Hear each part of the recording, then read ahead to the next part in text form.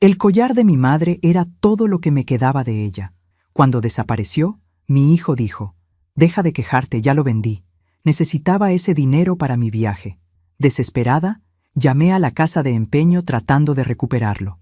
Me dijeron: «Señora, no va a creer lo que encontramos cuando abrimos el relicario del colgante. No sabía que se abría». ¿Desde dónde nos estás viendo hoy? Déjanos tu ubicación en los comentarios y dale like y suscríbete al canal. Pero permíteme contarte cómo llegué a ese momento devastador, porque créeme, no fue casualidad que mi propio hijo me traicionara de esa manera. Era un martes típico de octubre cuando mi mundo se desplomó. Yo, Carmen Delgado, de 52 años, estaba limpiando la casa como cada mañana cuando noté que algo estaba mal, muy mal. El joyero de mi madre, que siempre mantenía en mi mesa de noche, estaba abierto y vacío. Mi corazón se detuvo. El collar de perlas con el pequeño relicario dorado que mamá me había dado antes de morir no estaba. Busqué frenéticamente por toda la habitación, moviendo cada objeto, revisando cada cajón. Nada. «¡Diego!», grité desde mi recámara. Mi hijo de 26 años apareció en la puerta, con esa expresión casual que ya conocía demasiado bien. La misma que ponía cuando llegaba tarde a casa, o cuando olvidaba ayudar con los gastos del mes. «¿Qué pasó, ma? El collar de mi mamá no está en su lugar». Diego se encogió de hombros con una tranquilidad que me erizó la piel. «Ah, sí, lo vendí ayer». Las palabras me golpearon como una cachetada. Por un momento, pensé que había escuchado mal. «¿Qué dijiste?». «Que lo vendí. Necesitaba el dinero para el viaje a Cancún con los amigos. Ya tengo 26 años, ma. Tengo derecho a divertirme». Me quedé mirándolo, tratando de procesar lo que acababa de decir. Mi hijo, el niño al que había criado sola después de que su padre nos abandonara cuando tenía 5 años. El joven al que había sacrificado mis sueños para darle una educación universitaria. El hombre que seguía viviendo en mi casa sin pagar renta porque estaba ahorrando para su futuro. «Diego», dije con una calma que no sentía, «ese collar era lo único que me quedaba de tu abuela. Era invaluable para mí». «Ay, ma, deja el drama. Era solo un collar viejo. Además, no es que lo fueras a usar. Siempre está guardado en esa caja». La frialdad en su voz me cortó más profundo que cualquier navaja. «¿Solo un collar viejo? Tu abuela trabajó 14 horas diarias cosiendo para comprarse esas perlas. Me lo dio en su lecho de muerte. Mira, ma, ya está hecho. Me dieron 700 pesos por él. Es más de lo que pensaba». Diego consultó su teléfono como si la conversación hubiera terminado. «Me voy. Los muchachos me esperan para planear el viaje». «¿700 pesos?» Mi voz se quebró. «¿Vendiste los recuerdos de tu abuela por 700 pesos? Era lo que valía. No te pongas así». Lo vi tomar sus llaves del gancho junto a la puerta, y algo dentro de mí se rompió. No era solo el collar.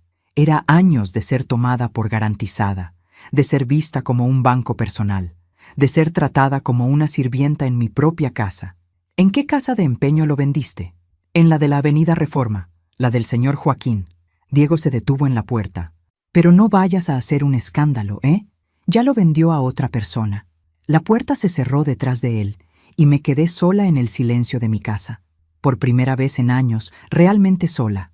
Mi hijo acababa de vender el último pedacito de mi madre que me quedaba y lo había hecho con la misma facilidad con que uno tira un periódico viejo a la basura. Pero Diego había subestimado algo importante. Había subestimado a su madre, y estaba a punto de descubrir que esta vez había cruzado una línea que no debería haber cruzado, porque resulta que el señor Joaquín y yo teníamos una historia que mi querido hijo no conocía. 30 minutos después, estaba parada frente a Empeños Joaquín, con las manos temblorosas y el corazón latiendo como tambor de guerra. La tienda se veía exactamente igual que hacía 15 años, cuando solía venir aquí en mis épocas más desesperadas, después de que el papá de Diego nos dejó sin un peso. La campana de la puerta sonó cuando entré, y Joaquín Herrera levantó la vista desde detrás del mostrador. Sus ojos se iluminaron con sorpresa genuina. «¿Carmen? ¡Carmen Delgado! ¿Eres tú?». «Hola, Joaquín». Se veía mayor, por supuesto. Su cabello, antes negro azabache, ahora era completamente gris, y tenía algunas arrugas más alrededor de los ojos.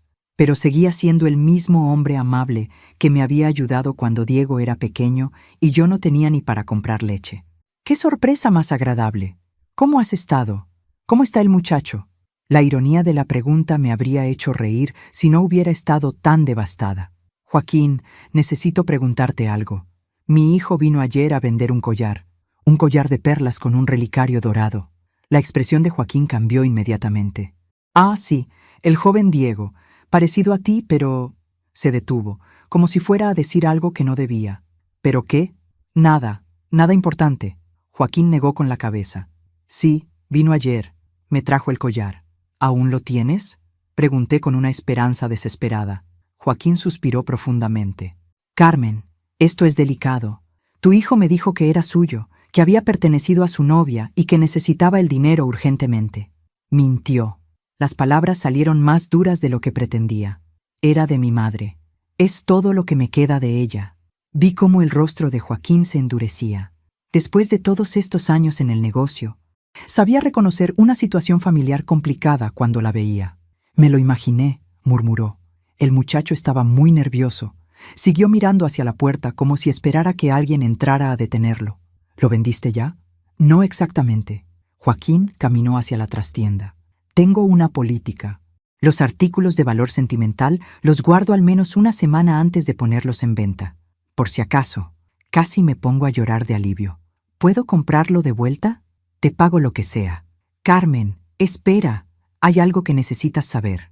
Joaquín regresó con una pequeña caja de terciopelo azul. Cuando tu hijo se fue, decidí limpiar el collar para exhibirlo mejor, y descubrí algo completamente por casualidad. Mi corazón se aceleró. ¿Qué cosa? El relicario. Joaquín abrió la caja con cuidado. Se abre. Tiene un mecanismo secreto que nunca había visto antes en mis 30 años de negocio. Me quedé sin aire. ¿Qué se abre? Sí. Estaba puliendo las flores grabadas cuando mi dedo presionó accidentalmente una en particular. Tiene un mecanismo muy discreto, casi invisible. Aquí, mira. Con dedos expertos, Joaquín presionó una pequeña flor grabada en el costado del relicario. Con un clic casi inaudible, el pequeño corazón dorado se abrió como si fuera un libro. Dentro había algo que me hizo tambalear. Una pequeña llave dorada, no más grande que mi dedo meñique, y un pedacito de papel amarillento doblado en un cuadrito perfecto. Pero eso no es todo, continuó Joaquín con una sonrisa misteriosa. Cuando desdoblé el papel para ver qué decía, bueno, creo que será mejor que lo leas tú misma. Tomé el papel con manos temblorosas y lo desdoblé con cuidado.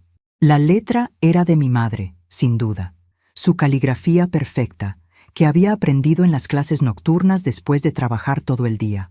Para mi Carmen querida, si estás leyendo esto, significa que ya no estoy contigo. Hay cosas que una madre no puede decirle a su hija mientras vive, pero que debe dejarle antes de partir. La llave abre una caja de seguridad en el Banco Central, sucursal Reforma. El número es 347. Todo lo que hay adentro es tuyo. Mantuve esto en secreto porque temía que la familia Villarreal tratara de quitarte lo que te corresponde si sabían dónde estábamos. Siempre fuiste más fuerte de lo que creías. Mi niña, ahora es tiempo de que lo descubras. Con todo mi amor, tu mamá Rosa. El papel se me cayó de las manos. Carmen, la voz de Joaquín sonaba lejana. ¿Estás bien? No estaba bien. Nada estaba bien. Mi madre había muerto hace 5 años, y durante todo este tiempo había estado guardando secretos en una caja de seguridad. ¿Qué había ahí? ¿Por qué nunca me había dicho nada? Y más importante, si Diego no hubiera vendido el collar, yo nunca habría descubierto esto. Por primera vez en días, sonreí. Y no fue una sonrisa amable. Joaquín, dije, recogiendo la llave y el papel, necesito pedirte un favor muy grande. Por supuesto, Carmen, lo que necesites. La respuesta inmediata de Joaquín me recordó por qué siempre había sido mi lugar seguro durante los años difíciles. Mientras otros me veían como una madre soltera problemática, él me había visto como una mujer trabajadora que merecía respeto. Necesito que no le digas a Diego que estuve aquí, ni que encontraste esto en el relicario.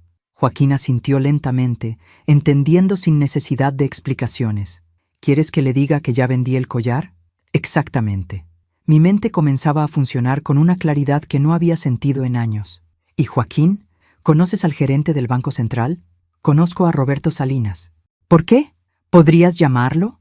Decirle que Carmen Delgado va en camino para abrir una caja de seguridad que heredé de mi madre, que tengo la llave pero necesito verificar la documentación. Joaquín tomó su teléfono sin hacer preguntas. Después de una breve conversación, colgó y sonrió. Roberto te está esperando. Dice que las cajas heredadas requieren algunos papeles, pero que puede ayudarte con todo. Gracias. Le di un beso en la mejilla. Eres un ángel. Carmen. Joaquín me detuvo antes de que saliera. Sea lo que sea que esté pasando con tu hijo, ten cuidado. A veces los problemas de familia son los más complicados de resolver. Tenía razón, por supuesto. Pero por primera vez en años, no me importaba la complejidad. Lo que me importaba era la verdad. El Banco Central estaba a solo 10 minutos a pie. Durante el camino, mi mente no paraba de dar vueltas. ¿Qué había guardado mi madre en esa caja? ¿Por qué tanto secreto? ¿Y por qué nunca me había mencionado nada sobre una caja de seguridad? Roberto Salinas resultó ser un hombre de unos 60 años, con bigote gris y una sonrisa profesional pero genuina. Señora Delgado, Joaquín me contó sobre su situación. Es más común de lo que piensa. Las personas mayores a veces guardan cosas importantes sin decírselo a la familia. ¿Qué necesito para acceder a la caja? Identificación oficial, el certificado de defunción de su madre y, por supuesto, la llave. Roberto revisó una carpeta. Veo que la caja 347 está registrada a nombre de Rosa Delgado, fallecida hace 5 años. ¿Usted es la hija? Sí, señor. Perfecto. Solo necesitamos verificar algunos documentos y puede acceder a su contenido. 20 minutos después, estaba siguiendo a Roberto por un pasillo subterráneo lleno de cajas metálicas. El sonido de nuestros pasos resonaba en el espacio silencioso. Mi corazón latía tan fuerte que estaba segura de que Roberto podía escucharlo. Aquí está, la 347. Roberto insertó su llave maestra en una de las cerraduras. Luego me hizo señas para que yo insertara la mía. Gire al mismo tiempo que yo. 1, 2, 3. La pequeña puerta se abrió con un clic metálico. Puede llevarse la caja a la sala privada allá. Señaló hacia una pequeña habitación con una mesa y 2 sillas. Tómese todo el tiempo que necesite. Yo estaré en mi oficina cuando termine. Quedé sola con la caja metálica. Era más grande de lo que había imaginado, del tamaño de una caja de zapatos. Pesaba considerablemente. Con manos temblorosas, levanté la tapa. Lo primero que vi fue otro sobre con mi nombre escrito en la perfecta caligrafía de mi madre. Debajo había varios folders ordenados meticulosamente, algunos documentos legales y algo que me hizo ahogar un grito. Fajos de billetes, muchos fajos de billetes. Con dedos temblorosos abrí el sobre dirigido a mí. Mi querida Carmen, si estás leyendo esto, significa que finalmente encontraste la manera de llegar hasta aquí.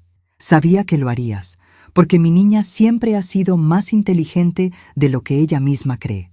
Lo que estás viendo es el fruto de 30 años de trabajo y sacrificio.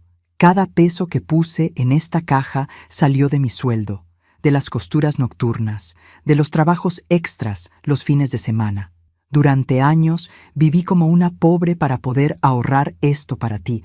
Hay 120,000 pesos en efectivo, pero eso no es lo más importante. En los folders encontrarás las escrituras de una casa que compré hace 10 años en la colonia San Rafael. Está a tu nombre desde el día que la compré. También encontrarás el testamento donde te dejo oficialmente todo lo que tengo. Pero hay algo más, Carmen, algo que nunca tuve el valor de contarte mientras vivía. En el último sobre encontrarás información sobre tu padre, el verdadero, no el hombre que te abandonó cuando tenías 3 años, el que realmente era tu padre. Sé que esto va a cambiar todo lo que creías saber sobre tu vida, pero tienes derecho a la verdad. Y tienes derecho a reclamar lo que por herencia te corresponde. Usa este dinero para ser independiente. Usa esta información para ser libre. Y nunca, nunca permitas que nadie, ni siquiera tu hijo, te trate como si fueras menos de lo que eres. Una mujer fuerte, capaz e inteligente que merece respeto. Te amo, mi niña. Siempre te amé. Tu mamá Rosa. Se me cayó la carta de las manos. Mi madre había estado guardando secretos durante décadas. ¿Quién era mi verdadero padre? ¿Una casa a mi nombre? ¿120,000 pesos? Pero más importante, Si todo esto era mío, entonces Diego acababa de cometer el error más grande de su vida, porque ahora yo tenía poder, y él no tenía idea de lo que se avecinaba. Tomé el último sobre con dedos temblorosos. Era más grueso que los otros, y por el peso parecía contener varias fotografías, además de documentos. Lo abrí con cuidado, como si fuera a explotar. La primera imagen me dejó sin respiración. Era una fotografía de mi madre, pero no como yo la recordaba. Se veía joven, quizás de 22 años, vestida elegantemente y sonriendo junto a un hombre alto, moreno, de traje impecable. Estaban parados frente a un edificio lujoso que no reconocía. Volteé la fotografía. En la letra de mi madre decía: Rosa y Eduardo Villarreal, 1972. ¿Eduardo Villarreal? Ese nombre me sonaba familiar, pero no podía ubicar de dónde. Seguí revisando. Había más fotografías. Mi madre y el mismo hombre en restaurantes elegantes, en el parque, en lo que parecía una oficina lujosa. En todas se veían felices, enamorados. En una de las últimas fotos, mi madre estaba claramente embarazada. Debajo de las fotografías encontré documentos. El primero era un certificado de nacimiento. Mi certificado de nacimiento. Pero este era diferente al que yo conocía. En la línea del padre, en lugar de padre desconocido, decía claramente: Eduardo Villarreal Mendoza. El corazón me latía tan fuerte que pensé que iba a desmayarme. Eduardo Villarreal. ¿Por qué ese nombre me resultaba tan familiar? Seguí leyendo. Había cartas, docenas de cartas escritas a mano en una caligrafía masculina elegante. Tomé una al azar. Mi querida Rosa, sé que lo que te pido es mucho, pero necesito que confíes en mí. La situación familiar se está complicando y por ahora es mejor que mantengas nuestra relación en secreto.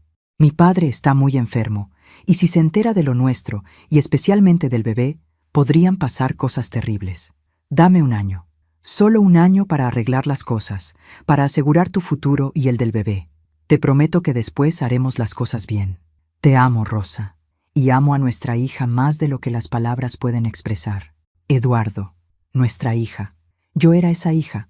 Más cartas, más promesas, más explicaciones sobre complicaciones familiares y situaciones delicadas, hasta que las cartas se volvieron menos frecuentes, más desesperadas, más llenas de excusas. La última carta estaba fechada 6 meses después de mi nacimiento. Rosa, mi padre murió ayer. Las cosas están aún más complicadas de lo que imaginé. La familia está luchando por el control de los negocios y hay demandas legales terribles. No puedo involucrarlos a ti y a Carmen en esto ahora, pero te juro por Dios que cuando todo se resuelva, regresaré por ustedes. El dinero que te dejé debe durar un tiempo. Cuida de nuestra niña. Dile que su papá la ama, aunque no pueda estar con ella ahora. Eduardo. Después de esa carta, nada más. Tomé el último documento de la pila. Era un recorte de periódico amarillento, fechado cuando yo tenía 6 meses. El titular decía: Muere en accidente automovilístico el empresario Eduardo Villarreal Mendoza. Mi padre había muerto cuando yo era apenas un bebé. No nos había abandonado. Había muerto. Y según el artículo, había muerto siendo el heredero de una de las familias más ricas de la ciudad, la familia Villarreal, los dueños de la cadena de hoteles más grande de la región, los que tenían el centro comercial más lujoso de la ciudad, los que aparecían en las páginas sociales cada semana. Yo era una Villarreal y nunca lo había sabido, pero había más información crucial. Un último papel, esta vez con membrete de un despacho legal muy conocido de la ciudad. Era una carta dirigida a Rosa Delgado, fechada hace 8 años. Estimada señora Delgado, nuestro despacho ha estado administrando los bienes correspondientes a Carmen Delgado Villarreal, según las instrucciones del testamento de don Eduardo Villarreal Mendoza. Hemos intentado contactar con la beneficiaria por más de 30 años sin éxito. Los intereses acumulados han incrementado considerablemente el patrimonio original. Solicitamos se presente con la documentación correspondiente para proceder con la entrega de los bienes. Le adjuntamos copia del testamento para su revisión. Había una copia del testamento adjunta. Mis manos temblaron al desdoblarlo. Ahí estaba, en lenguaje legal formal: a mi hija Carmen Delgado Villarreal, producto de mi unión con Rosa Delgado, le corresponde 1/5 parte de todos mis bienes. Durante 30 años había sido heredera de una fortuna y nunca lo supe. Se me cayó el papel de las manos y me quedé mirando la pared, tratando de procesar lo que acababa de descubrir. Mi hijo había vendido el collar de su abuela por 700 pesos, el mismo collar que me había llevado a descubrir que yo tenía derecho a una fortuna de más de 8 millones. La ironía era tan perfecta que casi me puse a reír. Casi, porque primero tenía que ir a casa a tener una conversación muy interesante con Diego. Una conversación que iba a recordar por el resto de su vida. Guardé todos los documentos en mi bolsa con cuidado, como si fueran dinamita. En cierto modo, lo eran. Dinamita que estaba a punto de explotar la vida cómoda que Diego había construido a mis costillas. El camino de regreso a casa se me hizo eterno. Mi mente no paraba de procesar lo que había descubierto. No solo era heredera de una fortuna, sino que durante años mi familia había estado buscándome. Bueno, los abogados de mi familia. Cuando llegué a casa, Diego estaba tirado en el sofá de la sala, viendo televisión con una cerveza en la mano y los pies descalzos sobre mi mesa de centro. La imagen perfecta de un hombre sin preocupaciones en el mundo. ¿Ya regresaste, Ma?, preguntó sin apartar los ojos de la pantalla. ¿Fuiste al súper? No fui al súper, Diego. Algo en mi tono debe haberlo alertado, porque por fin volteó a verme. Entonces, ¿a dónde fuiste? Fui a buscar el collar de mi madre. Diego suspiró dramáticamente. ¡Ay, Ma! Ya te dije que no hay nada que hacer. ¡Ya lo vendieron! ¿Ah, sí? Me senté en el sillón frente a él, colocando mi bolsa en mi regazo. ¿Estás seguro de eso? Pues sí. El señor Joaquín me dijo que ya tenía comprador. ¡Qué raro! Saqué el collar de mi bolsa muy lentamente, haciendo que las perlas brillaran bajo la luz de la lámpara. Porque aquí está. La cara de Diego fue un poema. Su boca se abrió como pez fuera del agua, sus ojos se agrandaron hasta parecer platos, y su cerveza se le resbaló de la mano, derramándose sobre mi alfombra. ¿Cómo? Resulta que Joaquín y yo somos viejos amigos, y resulta que él tenía ciertas dudas sobre la procedencia del collar. Dejé que las palabras se asentaran. Me llamó hoy en la mañana para preguntarme si yo sabía algo sobre un collar de perlas que mi hijo había llevado a empeñar. Diego se incorporó en el sofá, con la cara roja de vergüenza, y a juzgar por su expresión, también de miedo. Ma, ¿puedo explicarte? Oh, no te preocupes, no necesitas explicar nada. De hecho, tengo que agradecerte. ¿Agradecerme? Diego parecía genuinamente confundido. Sí, mi amor, porque gracias a tu pequeño robo, descubrí algo muy interesante sobre el collar de mi madre. Abrí el relicario con el mismo gesto que Joaquín me había enseñado. ¿Sabías que se abre? Diego negó con la cabeza, ahora completamente pálido. Pues sí, y adentro había esto. Saqué la llave dorada y la puse sobre la mesa de centro. ¿Sabes qué abre esta llave? No, una caja de seguridad. Una caja de seguridad que tu abuela Rosa mantuvo en secreto durante décadas. Saqué uno de los fajos de billetes. Con esto adentro. Los ojos de Diego se iluminaron con codicia instantánea. ¿Cuánto hay? Suficiente para que entiendas que los 700 pesos que obtuviste por el collar no valen absolutamente nada comparados con lo que acabas de ayudarme a encontrar. Bueno, pero eso es genial, ¿no? ¿Podemos ir a celebrar? ¿Podemos ir de viaje juntos? La ingenuidad de mi hijo me habría conmovido si no estuviera tan furiosa. Realmente creía que después de robarme, yo iba a compartir mi herencia con él como si nada hubiera pasado. Diego, dije con la voz más tranquila que pude conseguir, quiero que empaques tus cosas. ¿Cómo? Quiero que empaques todas tus cosas y te vayas de mi casa. Hoy. ¿Estás loca? ¿Por qué? Me levanté del sillón y lo miré directamente a los ojos. Porque un hombre de 26 años que le roba a su madre para irse de viaje con los amigos no merece vivir en la casa de su madre. Solo era un collar viejo. Era lo único que me quedaba de mi madre, y lo sabías perfectamente. Mi voz se endureció. Era invaluable para mí, y te importó tan poco mi dolor que lo vendiste por 700 miserables pesos. Ma, no seas así. Podemos arreglarlo. Diego, la única manera en que esto se puede arreglar es si tú aprendes a respetarme. Y eso no va a pasar mientras sigas viviendo aquí, tratándome como tu sirvienta personal y tu banco de retiro libre. ¿A dónde voy a ir?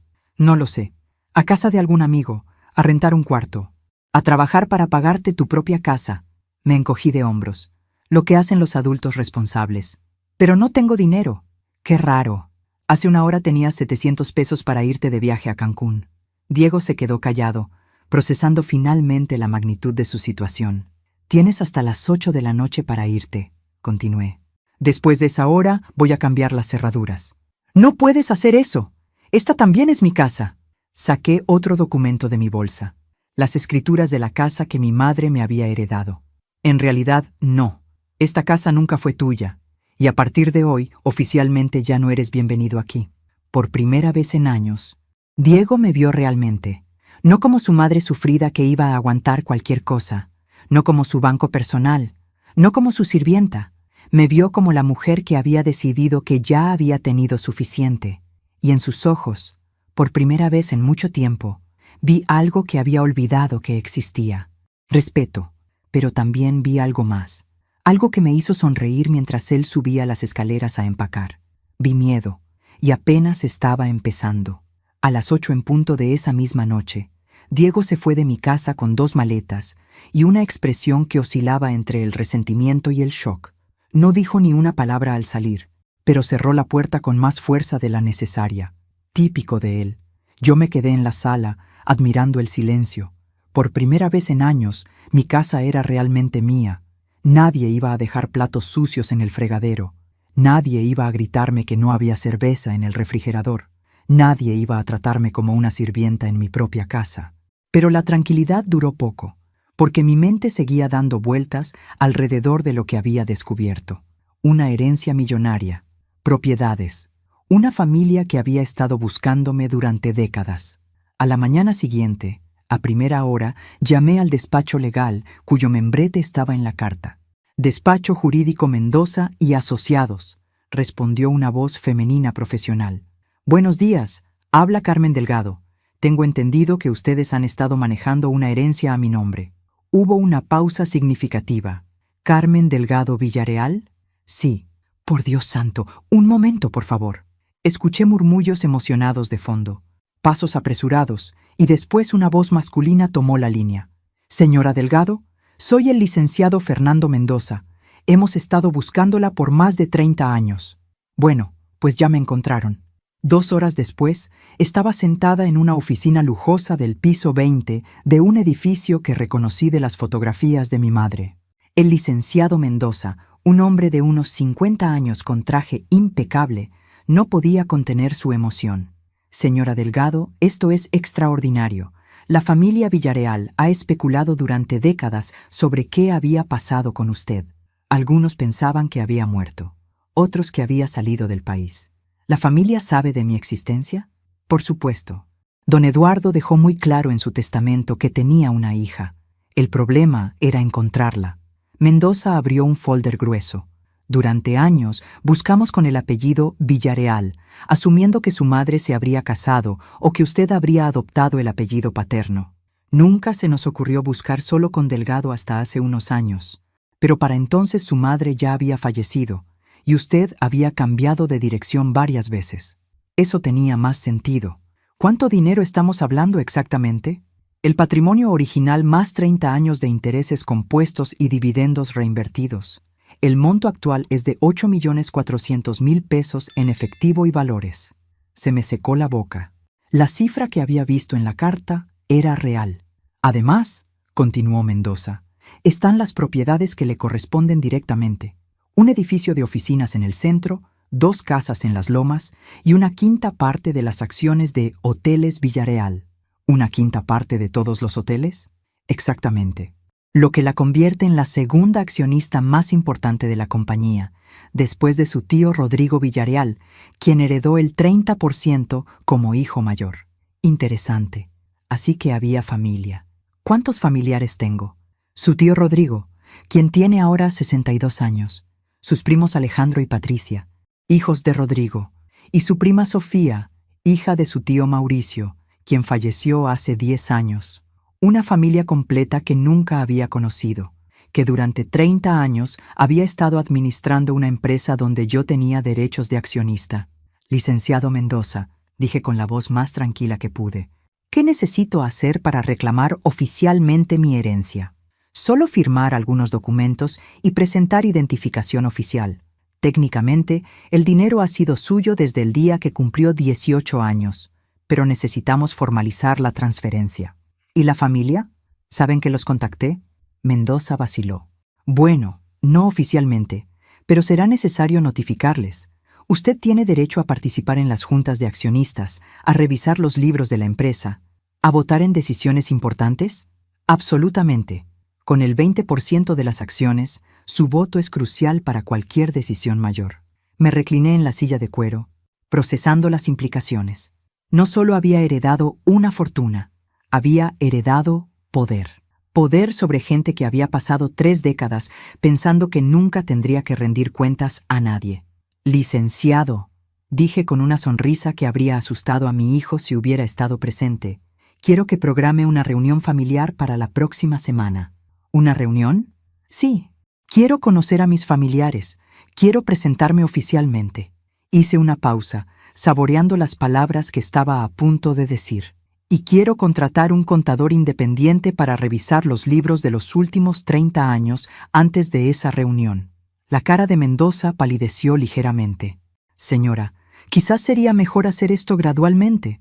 No, licenciado. He estado esperando 30 años sin saberlo. No voy a esperar más tiempo del necesario. Porque había algo que el buen licenciado no sabía. Algo que iba a hacer que esta reunión familiar fuera especialmente interesante. Yo había pasado 5 años trabajando como contadora antes de quedar embarazada de Diego. Y mi especialidad había sido detectar irregularidades financieras. Los Villarreal estaban a punto de descubrir que habían subestimado gravemente a la prima perdida. La reunión estaba programada para las 3 de la tarde del viernes, una semana después de mi primera visita al despacho. Durante esos 7 días, Roberto Vázquez, el contador independiente que contraté, había estado trabajando día y noche revisando 30 años de registros financieros de Hoteles Villarreal. Los resultados preliminares que me había mostrado esa mañana eran devastadores. Llegué 15 minutos temprano, no por nervios, sino por estrategia. Quería observar cómo entraban, cómo reaccionaban al verme, qué tan preparados estaban para este momento. El edificio corporativo era impresionante, todo mármol y cristal, con el logo de la empresa brillando en dorado en la recepción. La secretaria me miró con curiosidad mal disimulada mientras esperaba.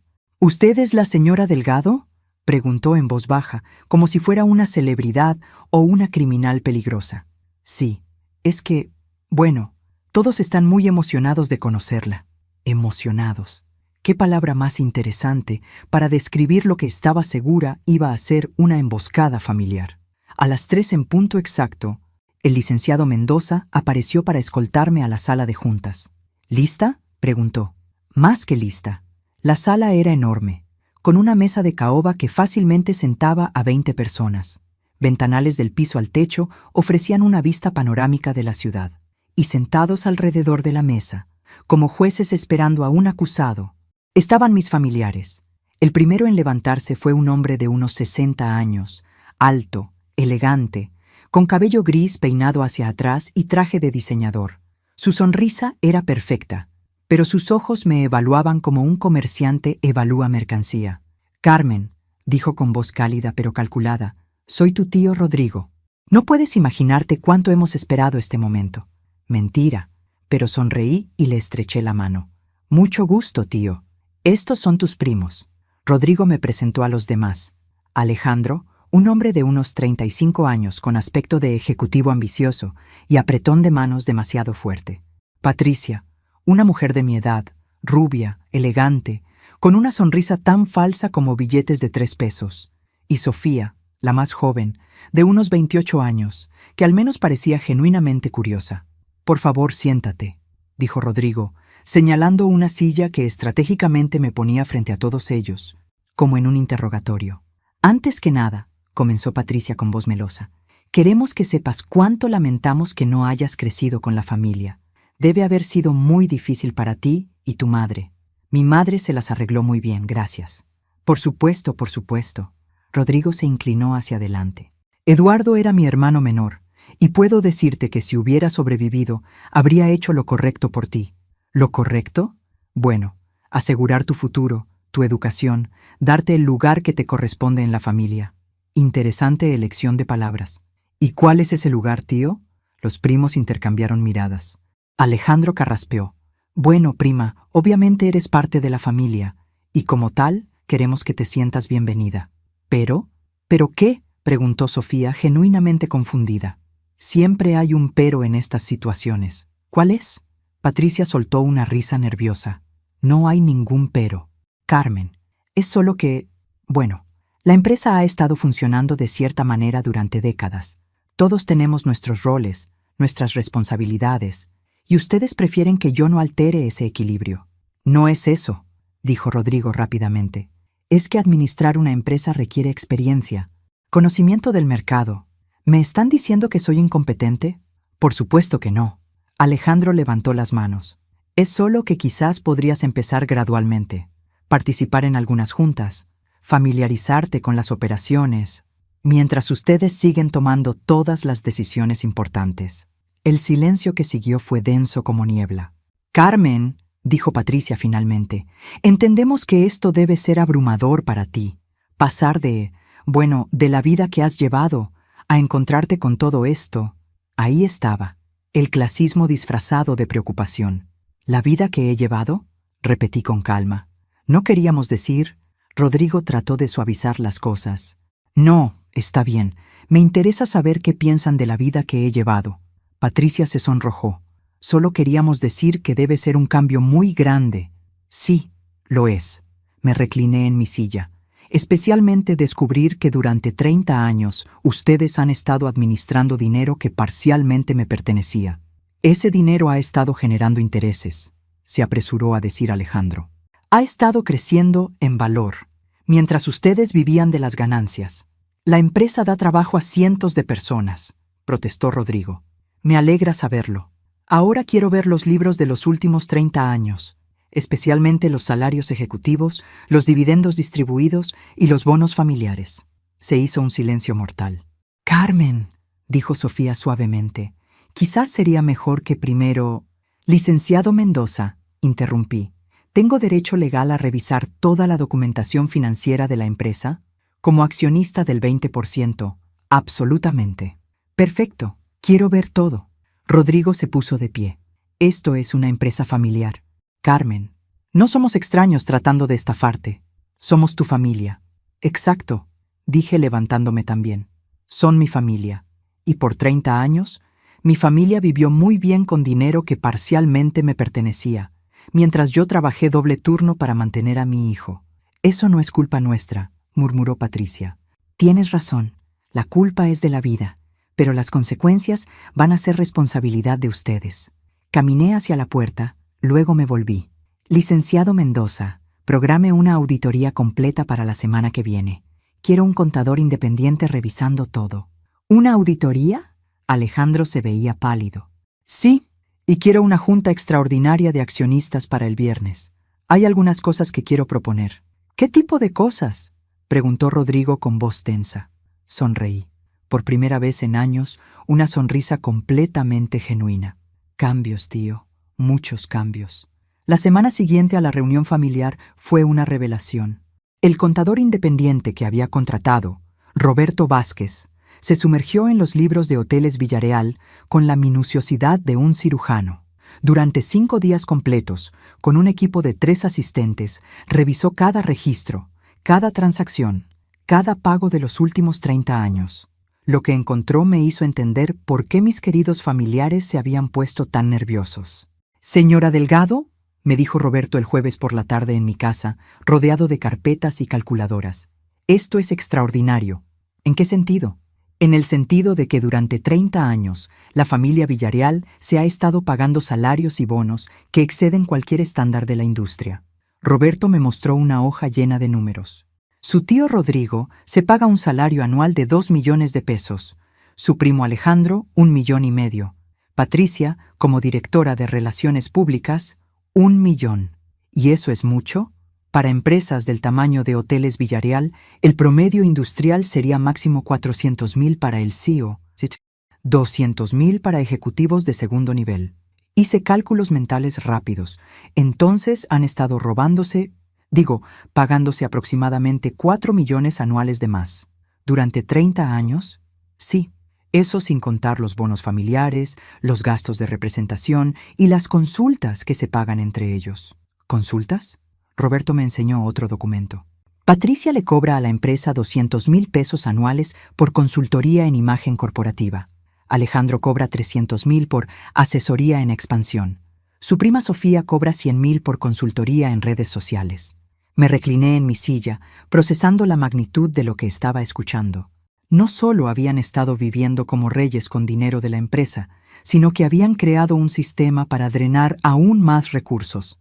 ¿Cuánto dinero estamos hablando en total? En 30 años, aproximadamente 120 millones de pesos.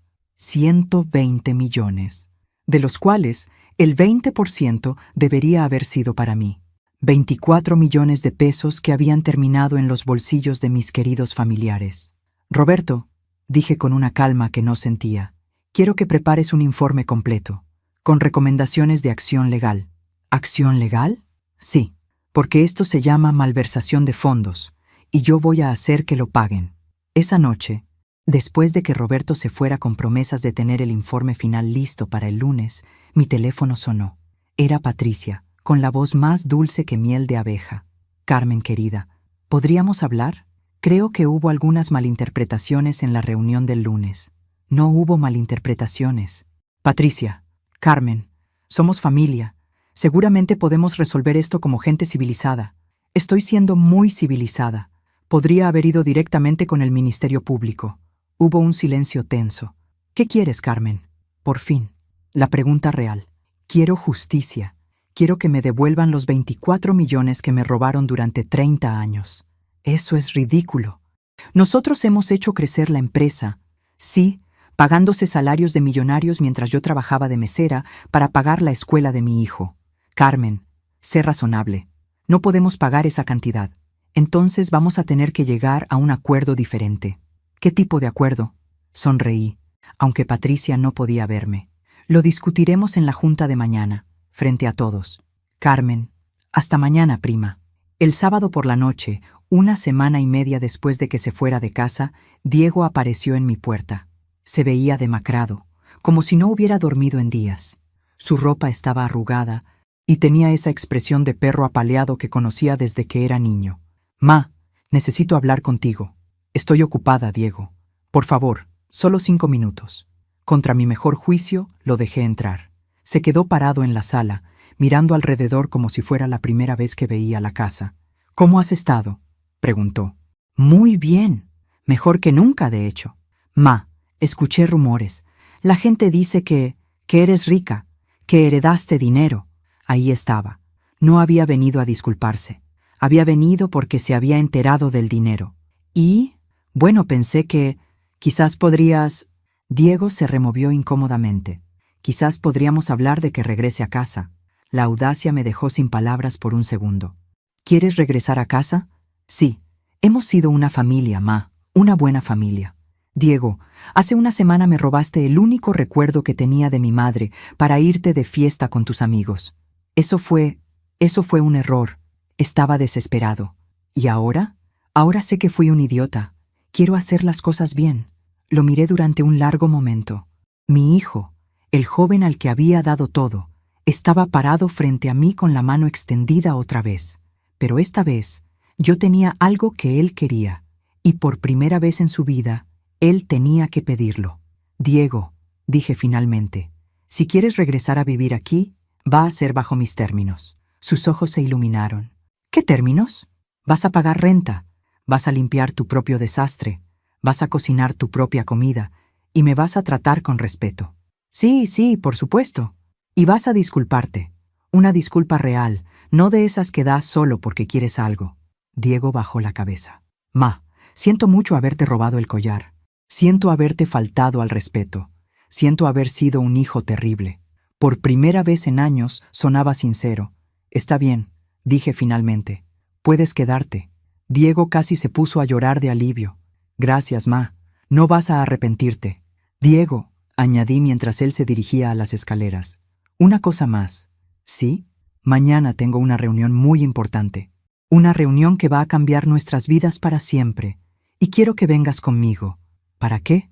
sonreí, para que veas lo que pasa cuando alguien subestima a Carmen Delgado. La Junta Extraordinaria de Accionistas estaba programada para las 10 de la mañana del martes, 3 días después de que Roberto terminara su auditoría. Le había dado tiempo suficiente a la familia para revisar el informe completo que les había enviado el lunes por la mañana. El informe de 200 páginas documentaba cada irregularidad, cada sobrepago, cada consultoría ficticia de los últimos 30 años. Era implacable en sus conclusiones. Llegué con Diego a las 9:30, ambos vestidos como si fuéramos a una boda de alta sociedad. Yo llevaba un traje negro que había comprado el día anterior, zapatos de tacón que hacían que midiera casi 1,70 y una sonrisa que habría hecho temblar a un tiburón. Diego se veía nervioso. «Ma, ¿segura que quieres que esté aquí?» «Completamente segura. Quiero que veas cómo se defiende una mujer que sabe lo que vale». La sala de juntas estaba llena. Además de mis familiares, había 2 abogados externos, un notario y Roberto Vázquez con sus carpetas llenas de evidencia. El ambiente estaba tenso como cuerda de guitarra antes de romperse. «Buenos días, familia», dije con alegría exagerada al entrar. «Espero que hayan dormido bien. Algunos de ustedes no van a dormir tranquilos durante un tiempo». Rodrigo se aclaró la garganta. «Carmen, antes de empezar, queremos que sepas que hemos estado discutiendo tu situación y creemos que podemos llegar a un arreglo amigable». «Ah, ¿sí? ¿Qué tipo de arreglo?» Patricia se adelantó. «Hemos decidido nombrarte directora de Desarrollo Social, con un salario de 500,000 pesos anuales». Me eché a reír. Una carcajada genuina que resonó por toda la sala. ¿500,000 pesos anuales? ¿Después de robarme 24 millones? «Carmen, no usemos palabras tan fuertes», dijo Alejandro. «Tienes razón. Usemos las palabras correctas. Roberto, ¿puedes leerles a mis familiares lo que encontraste en los libros?» Roberto se puso de pie con su informe. Durante los siguientes 20 minutos, detalló cada irregularidad, cada sobrepago, cada consultoría ficticia. Los números eran devastadores. Mientras él hablaba, veía cómo las caras de mis familiares pasaban de la confianza al nerviosismo, del nerviosismo al pánico. «En resumen», concluyó Roberto, «la administración de esta empresa ha resultado en una malversación de fondos que excede los 120 millones de pesos en 30 años». «¿Malversación?» Rodrigo se puso de pie. «Eso es absurdo. Nosotros hemos trabajado duro por esta empresa. Trabajado tan duro que se pagaron 4 veces más de lo que paga cualquier empresa similar», interrumpí. «Tan duro que crearon consultorías fantasma para drenar aún más dinero». «Carmen, esto es un malentendido», empezó Patricia. «No, Patricia. Un malentendido es cuando uno se confunde de dirección. Esto es robo organizado». Me puse de pie y caminé alrededor de la mesa, mirando a cada uno de mis familiares. «Pero soy una mujer razonable, así que les voy a dar una opción». «¿Qué opción?», preguntó Sofía, que hasta ahora había permanecido callada. «Opción número 1. Devuelven voluntariamente los 24 millones que me corresponden, más intereses, y reestructuramos la administración de la empresa con supervisión externa. Ustedes mantienen sus puestos, pero con salarios reales y transparencia total». «¿Y la opción número 2? preguntó Alejandro, aunque por su expresión ya sabía que no le iba a gustar la respuesta. «Opción número 2. Presento una demanda penal por malversación de fondos. Solicito una intervención judicial de la empresa y exijo que me nombren administradora general mientras se resuelve el proceso legal». El silencio era tan denso que se podía cortar con cuchillo. «Eso destruiría la empresa», murmuró Rodrigo. «No, tío. Lo que ha estado destruyendo la empresa es la corrupción familiar. Yo la voy a salvar». «Carmen», dijo Patricia con voz temblorosa, «no podemos pagar 24 millones de una vez. No espero que los paguen de una vez. Soy razonable». Saqué un documento de mi bolsa. «Este es mi plan de reestructuración. Salarios justos para todos los familiares, eliminación de consultorías fantasma, transparencia total en gastos ejecutivos y un plan de pago de 5 años para el dinero que me deben». «¿5 años?» Alejandro parecía sorprendido. «5 años. 4,800,000 pesos anuales. Más intereses del 8%. Puse el documento sobre la mesa. «O enfrentan cargos penales». Rodrigo tomó el documento y lo hojeó rápidamente. «Estos salarios son menos de la mitad de lo que ganamos ahora. pero son 3 veces lo que gana cualquier ejecutivo en empresas similares. Todavía van a vivir muy bien, solo que no como millonarios a mis costillas. ¿Y si nos negamos?, preguntó Patricia desafiante. Entonces, mañana presento la demanda, y en lugar de 5 años para pagar, van a enfrentar embargo de bienes personales y posibles sentencias de cárcel por malversación. Diego, que había estado observando todo desde su rincón, se acercó a mí. «Ma», murmuró, «eres increíble». Por primera vez en años, vi orgullo en los ojos de mi hijo. Orgullo genuino, no el tipo condescendiente que había conocido toda mi vida. «Familia», dije dirigiéndome a los Villarreal, «tienen hasta el jueves a mediodía para decidir. Si aceptan mi propuesta, firmamos el acuerdo y empezamos la reestructuración. Si no, me encogí de hombros. Que tengan un buen abogado». Caminé hacia la puerta, luego me volví una vez más. «Ah, y una cosa más. A partir del lunes voy a tener una oficina aquí. Como la segunda accionista más importante de esta empresa, voy a estar muy involucrada en las operaciones diarias». Salí de la sala con Diego siguiéndome, dejando atrás a una familia que finalmente había aprendido que Carmen Delgado no era la prima pobre que podían ignorar. Era la prima pobre que acababa de convertirse en su peor pesadilla. El jueves por la mañana, 2 días después de la junta, mi teléfono sonó. Era Rodrigo, con una voz que sonaba como si hubiera envejecido 10 años en 48 horas. «Carmen, aceptamos tu propuesta».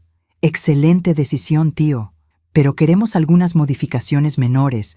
«No». Mi voz fue firme como roca. «El acuerdo es tal como lo presenté. O vamos a corte». Un suspiro profundo. «Está bien. ¿Cuándo podemos firmar?» «Hoy a las 5, en la notaría».